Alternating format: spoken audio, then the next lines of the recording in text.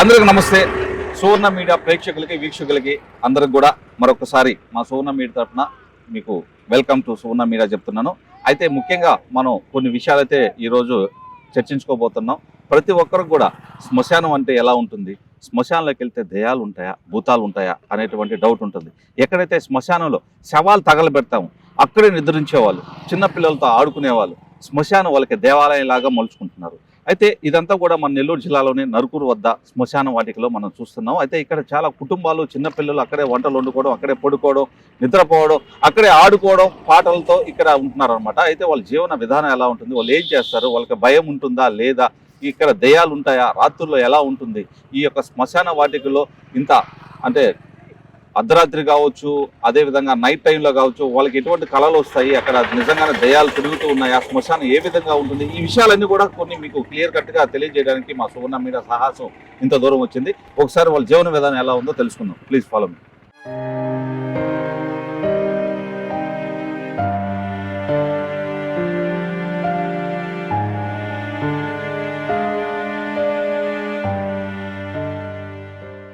అయితే మనం చూస్తున్నాం కదా, ఇక్కడే శ్మశానం, అయితే ఇక్కడే సమాధులు ఉన్నాయి, మనం చూస్తూ ఉన్నాం. సమాధుల మీద వీళ్ళ యొక్క జీవన శైలి ఎలా ఉందో చూడండి. వాళ్ళ బట్టలు కానీ ఇక్కడే పడుకుంటారు, దోమతారులు కూడా ఇక్కడే పెట్టుకున్నారు. అంటే రాత్రుల్లో ఈ దోమతారులన్నీ వాళ్ళు ఇక్కడ ఈ శ్మశానం మీద అంటే ఈ సమాధి మీద వేసుకొని వీళ్ళు ఇక్కడే నిద్రిస్తూ ఉంటారనమాట. వీళ్ళు చూడండి, వీళ్ళ జీవన విధానం, వీళ్ళ శైలి ఎలా ఉందో. వీళ్ళు వాస్తవానికి రోడ్డు చుట్టుపక్కల ఉన్నటువంటి ప్లాస్టిక్ డబ్బాలు కావచ్చు, వాటర్ ప్యాకెట్ సంబంధించి కావచ్చు, ఐరన్ కావచ్చు, అంటే వేస్టేజ్ అంతా తీసుకొని సేకరించి ఒక చోటకి వెళ్ళి అమ్ముకొని దాంతో వచ్చినటువంటి 4 రూపాయలు 10 రూపాయలతో వాళ్ళ జీవన విధానం అనేది గడుపుతూ ఉంటారు. వాళ్ళకి కనీసం ఇల్లు సదుపాయం లేదు, ఇల్లులు అనేటివి లేవు, వాళ్ళు ఎక్కడ ఉంటారో కూడా తెలియదు. అదేవిధంగా మనం ఇక్కడ చూస్తే చాలా ఈ చెట్లు ఉన్నాయి.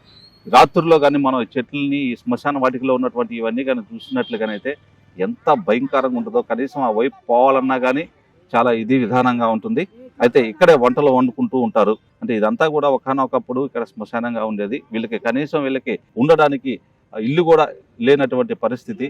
అంటే ఇంతకు ముందు ఇక్కడ పొయ్యి ఏదైతే పెట్టున్నారో వాళ్ళు వండుకుంటున్నారో అక్కడే ఎన్నో శవాలని ఇంతకుముందు ఇక్కడ పూడ్చిపెట్టేవాళ్ళు అనమాట. అయినప్పుడు కూడా వాళ్ళు ఆ భయం అనేది ఏందో లేదు, అసలు ఎట్లా ఉంటుందని కూడా తెలియదు. అంటే వాళ్ళకి ఏం కావాలి, ఇల్లు వాకిలు అట్లాంటిది ఏమన్నా గవర్నమెంట్ పట్టించుకొని ఉపాధి కల్పిస్తే బాగున్నా, లేకపోతే వీళ్ళ జీవన శైలి ఎలా ఉంది, ఆ తర్వాత వీళ్ళు ఏ విధంగా ఇక్కడ కష్టపడుతున్నారు, చిన్న చిన్న పిల్లలు ఏ విధంగా ఇక్కడ కష్టపడుతున్నారు అనేటువంటిది మనం ఇక్కడ చూద్దాం. అయితే ఒకసారి వాళ్ళతో కూడా మనం మాట్లాడేటువంటి ప్రయత్నం చేద్దాం. అమ్మా, మాకు ఇల్లు వాకిలు ఏమీ లేదు, ఏడా బతుకుతున్నాము. శ్మశాన కాడే అయ్యి కాలుస్తా ఉండారు, ఆడే బతుకుతున్నాం. మాకు ఇల్లు వాకిలు లేదు, ఇక్కడే ఉంటున్నాం. మా బతుకు తీరికి అట్టే ఉంటున్నాం ఇక్కడే. మాకు ఇల్లు వాకిలు ఏమీ లేదు. ఎట్లా రాత్రుల్లో మీరు ఇక్కడ ఉంటారు కదా, భయం వేస్తదన్నా, కళలు రావడం వస్తున్నాయి, ఎవరైనా పిలిచినట్టు దెయ్యాలు అట్లా ఉంటాయా? పాములు వస్తున్నాయి, దెయ్యాలు కళ్ళలోకి వస్తున్నాయి, అవన్నీ వస్తున్నాయి. అయినా కానీ ఏం చేస్తామని చెప్పి ఆ కళ్ళు వచ్చినా కానీ కొనుక్కుంటాం. కానీ అక్కడ చీకటితో లేచి ఏదన్నా పండ్లకి వెళ్ళిపోతాం. చాలా కళ్ళు వస్తాయి, చచ్చిపోయిన వాళ్ళు కళ్ళు వస్తాయి, అన్నీ వస్తాయి అన్న. వానిస్తే ఆ అంగళ్ళ కాడికి వెళ్ళిపోతాం. ఇక్కడే చిన్నపిల్లలు కూడా ఇక్కడే నిద్రపోతూ ఉంటారు, రాత్రి అంతా కూడా ఇక్కడే అన్నం తింటారు, ఇక్కడే ఆడుకుంటారు, ఇక్కడే వాళ్ళు చాలా రోజుల నుంచి ఇక్కడే ఉంటున్నాం అని కూడా చెప్తున్నారు. ఏదైనా ఈ శ్మశానంలో శవం వచ్చినా కానీ ఇక్కడే కాలుస్తారన్నా, మేము ఇక్కడే ఉంటాము, ఇక్కడే కాలుస్తారు అని కూడా చెప్తూ ఉంటారు. అయితే మేము ఇక్కడ వాళ్ళు నిద్రపోతున్నటువంటి సమయంలో కూడా నైట్లో కూడా ఇక్కడే శవం అనేది కాలుస్తూ ఉంటారు. సో ఇదే అనమాట ఆ ప్లేసు, ఇక్కడే శ్మశానం అనేది, ఇక్కడే శవాన్ని కాలుస్తూ ఉంటారు. అయితే వాళ్ళు ఆ టైంలో కూడా అక్కడే పడుకొని ఆడుకోవడం కానీ అదే విధంగా అట్టే ఉంటారు. రాత్రుల్లో ఇక్కడ ఉండడం కానీ ఇక్కడ వండుకోవడం, తినడం, మీకు ఏదైనా కళలు రావడం, ఏదైనా దెయ్యాల్లా కనిపించడం అట్లా ఏమైనా జరుగుతుంటుందా? సార్ అవన్నీ ఉంటాయి సార్ మాకు. కానీ ఏంటంటే మేము అందరం ఫ్యామిలీగా ఉంటాం కాబట్టి ఇట్టే గడిపేస్తాం సార్ మేము. ఇక్కడ ఏంటంటే మనకి ఇల్లు వాకిలు లేదు కదా, ఇట్టే ఉంటా, ఇట్టే అన్నం వండుకుంటా, కాస్తున్నా కూడా సార్ అట్టే సస్తా ఏడే ఉంటాం సార్ మేము. అంటే ఎక్కడ మీరు ఉండేది? అంటే మీకు ఇల్లు వాకిలు లేదనుకుంటే ఏంటి, మీకు ఆధార్ కార్డులు ఇట్లా ఓట్లు ఆ విధంగా? సార్ అందరిని అడిగాం సార్ మేము, అందరిని అడిగితే వాళ్ళు చూపిస్తా అంటున్నారు కానీ ఇంతవరకు మాకు చూపించిందే లేదు సార్. మాకు ఎంతమంది ఉన్నారు కుటుంబాలు మొత్తం? సార్ మొత్తం 9 కుటుంబాలు అలా ఉన్నారు సార్. వాళ్ళకి ఎవరికి ఇల్లు వాకిలు లేదు సార్. సరే మేము ఏదన్నా ప్రయత్నిస్తాము, మీ అందరికి కూడా ఏదన్నా ఎక్కడన్నా ఒక ప్రాంతంలో ఇల్లు వాకిలు పెట్టేటువంటి ప్రదేశం ఏదన్నా ఉందేమో మా తరపు నుంచి గవర్నమెంట్ దాకా తీసుకెళ్లేటువంటి ప్రయత్నం అయితే ఖచ్చితంగా మా సువర్ణ మీడియా చేస్తుంది. అట్లా చేపిస్తే మాకు మంచిది ఖచ్చితంగా సార్. ఖచ్చితంగా మేమైతే తీసుకెళ్తాం, నో ప్రాబ్లం. అయితే మీరు ఇక్కడ నిద్రపోతున్న టైంలో రాత్రుల్లో మీకు ఎలాంటి కళలు వస్తాయి? సార్ భయంకరంగా కళ్ళు వస్తుంది సార్. అప్పటికి లేచేసి ఏదో పొగ గిగ తగలబెట్టుకుంటా ఉంటాం సార్ మేము. అంటే ఇక్కడే శవం తగలబెడతా ఉంటారు, కాలుస్తూ ఉంటారు, దహనం చేస్తూ ఉంటారు చిత్తదేహాన్ని.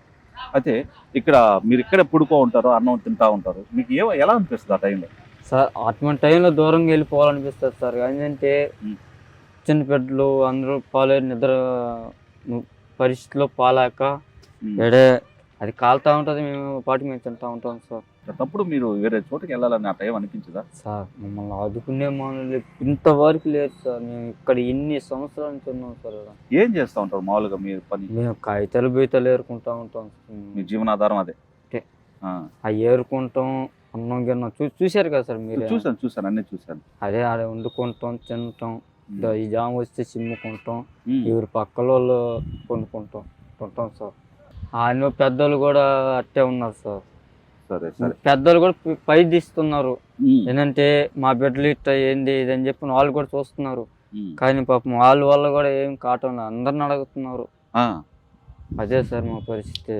సో ఇప్పుడు మనం చూస్తున్నాం, అయితే శ్మశానంలోనే పిల్లోడు కూర్చొని అక్కడే వండుకొని అన్నం తింటా ఉన్నారు. ఇక్కడే శ్మశానంలో శవాన్ని తగలబెడతారు. ఇంత ముందుగానే పూలమాలన్నీ ఇక్కడే ఉన్నాయి, అలాగే బొగ్గులన్నీ కూడా ఇక్కడే ఉన్నాయి. అయితే అతను అక్కడే కూర్చొని తింటాడు, ఇక్కడే వండుకుంటారు, ఇక్కడే ఉంటారు, ఇక్కడే నివసిస్తూ ఉంటారు. అయితే వాళ్ళు ఎలా ఉంటున్నారు ఏంటనేది ఇప్పుడు కూడా అసలు ఒళ్ళంతా గగ్గుర్లు పుడతా ఉంది. సో ఇదంతా కూడా శ్మశానంలో నివసిస్తున్నటువంటి వీళ్ళ యొక్క స్థావరాలు ఎలా ఉంటాయి, స్థావరం అనేది కూడా లేదు, వీళ్ళ భయం అనేది లేదు, ఈ విధంగా వాళ్ళ జీవన విధానం ఉంటుంది. అయితే ఇక్కడ దయ్యాలు ఉన్నాయి, భూతాలు ఉన్నాయి, లేపుతాయంట, వాళ్ళని అనేక రకాల కళలు వస్తాయంట. అసలు ఇవన్నీ వింటుంటేనే ఏదోలాగా ఉంది.